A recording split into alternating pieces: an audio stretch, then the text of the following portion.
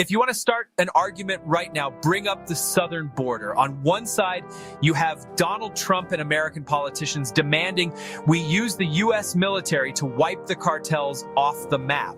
But the Mexican government is firing back with a devastating ultimatum. If you want us to destroy the cartels, stop arming them with your guns and stop funding them with your addiction. Both sides are pointing the finger, and the terrifying truth is they are both absolutely right. We are watching a geopolitical standoff between two nations that desperately need each other, yet both refuse to clean up their own backyards. Wallace from Lawrence reporting.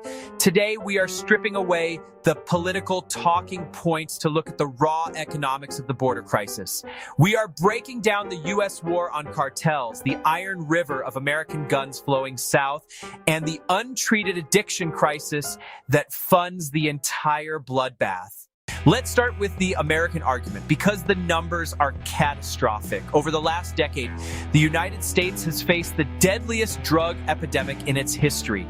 This crisis is driven primarily by synthetic opioids like fentanyl. It is cheap to make, incredibly easy to smuggle, and wildly lethal.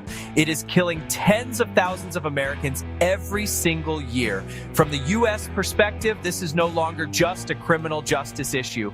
It is a matter of national security. To understand the American frustration, you have to understand how these cartels evolved. In the late 1990s and early 2000s, they stopped being just drug runners. They began recruiting highly trained ex-special forces soldiers, deserters from the military, to act as their personal enforcers. Today, organizations like the Sinaloa Cartel and CJNG operate like private shadow armies.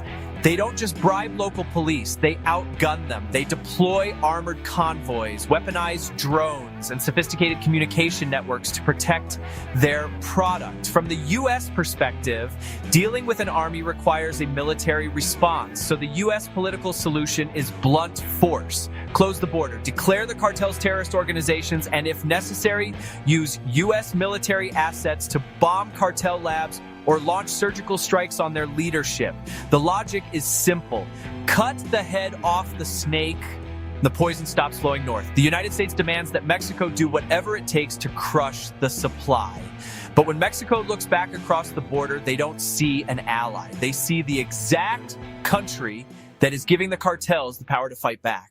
This brings us to the Mexican president's first counterattack, the guns. Mexico has some of the strictest gun control laws on the planet. There is exactly one legal gun store in the entire country, and it is controlled by the military. Yet, Mexican cartels are armed with 50 caliber sniper rifles, belt-fed machine guns, and armor-piercing rounds. How does a Mexican cartel get its hands on a belt-fed machine gun or a 50 caliber sniper rifle?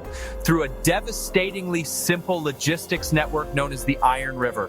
According to international trace data, between 70 and 90% of firearms recovered at crime scenes in Mexico originate in the United States. Cartels take the billions of dollars they make selling drugs and hire what are called straw purchasers. These are American citizens with completely clean criminal records. These buyers walk into legal gun stores in states like Texas and Arizona. They purchase military-style rifles by the dozen. They then hand them off to smugglers. The weapons are dismantled and hidden in the door panels or gas tanks of everyday commuter cars. They are driven south right through the exact same border checkpoints the U.S. is trying to lock down. Mexico's argument is bulletproof. How can the United States demand that the Mexican military go to war with the cartels while American gun manufacturers and smugglers are the ones providing the cartels with the weapons to shoot back? You cannot complain about the monster while actively feeding it the ammunition. But the Mexican president's final argument is the one that Americans have the hardest time swallowing. It is a lesson in basic, ruthless economics. Cartels are not driven by ideology. They are driven by profit.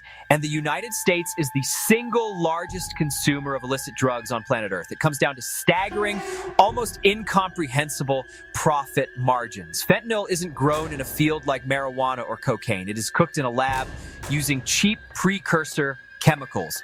A single kilogram of fentanyl might cost a cartel just a few $1,000s to manufacture, but once it slips across the border and gets pressed into millions of counterfeit pills, that same kilogram explodes in value. On American streets, it can bring in well over $1 million. That huge profit is why the cartels are willing to confront Mexico's military and die for the business. Demand turns that risk into a calculation they accept. Mexico's leadership correctly points out that even if the U.S. military crossed the border tomorrow and wiped the Sinaloa cartel off the face of the earth, the victory wouldn't last a month. Why? Because there are millions of Americans trapped in the brutal cycle of chemical addiction. Their brains have been rewired to require those substances just to survive the day. That is a multi-billion-dollar void. And in the criminal underworld, a void that massive will always be filled. If you destroy Cartel A, Cartel B simply takes over the shipping routes. The Mexican government's message to the U.S. is this: we can burn down the labs, we can arrest the kingpins, but as long as you refuse to heavily invest in professional medical rehab, mental health care, and addiction treatment for your own citizens, our blood is spilling for nothing. You cannot bomb your way out of a public health crisis. The border standoff is a perfect, tragic circle of supply and demand. The U.S. demands Mexico stop the drugs that are killing its citizens. Mexico demands the U.S. stop the guns that are killing its police and treat the addiction that is funding the empire. If either side tries to solve this alone, they fail. A border wall stops nothing if the American demand for drugs is high enough to tunnel under it. And a Mexican military offensive achieves nothing if the cartels are armed with American rifles. The only way to win a war of this scale is mutual accountability. The next time a politician tells you they have a simple fix for the border, check to see if they are talking about the guns going south and the addiction at home. If they aren't serious about solving the problem. If this breakdown helped you understand the real economics behind the border crisis, please like and subscribe this video. It helps us cut through the noise and bring these deep dives to more people. In our next video, we will go deep into understanding the chemistry behind addiction and how to properly treat those who are in the never-ending cycle of drug abuse. This is Wallace from Lawrence reporting. See you next time.